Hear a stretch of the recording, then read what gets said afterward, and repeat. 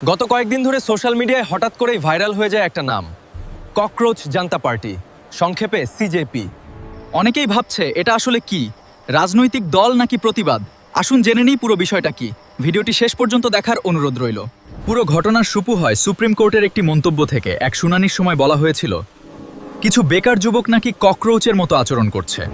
এই মন্তব্য সোশ্যাল মিডিয়ায় ছড়িয়ে পড়তেই অনেক যুবক ক্ষুব্ধ হয়ে ওঠে।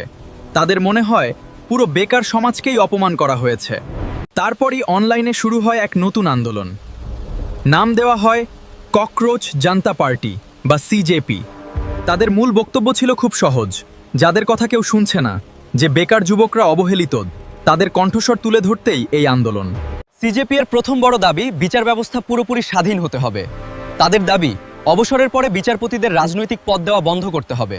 দ্বিতীয় দাবি, ভোটার তালিকা থেকে ভুলভাবে নাম কেটে দেওয়া বন্ধ করতে হবে এবং ভোট কারচুপি হলে তার দ্রুত তদন্ত করতে হবে। এছাড়াও তারা দাবি জানায়, রাজনীতিতে মহিলাদের জন্য ৫৫% প্রতিনিধিত্ব নিশ্চিত করতে হবে। শুধু তাই নয়, বেকারত্ব, দুর্নীতি আর পরীক্ষার প্রশ্ন ফাঁস নিয়েও সরব হয়ে ওঠে সিজেপি। তারা বলছে যুবকদের ভবিষ্যৎ নিয়ে আর খেলতে দেওয়া যাবে না। তবে একটা বিষয় পরিষ্কার, এটা এখনো কোনো সরকারি রাজনৈতিক দল নয়। এটা মূলত সোশ্যাল মিডিয়ায় শুরু হওয়া এক প্রতিবাদী আন্দোলন। আর এখন পুরো ইন্টারনেট জুড়ে একটাই প্রশ্ন, ককরোচ জনতা পার্টি এটা কি শুধুই মিম নাকি ভবিষ্যতের বড় আন্দোলনের শুরু?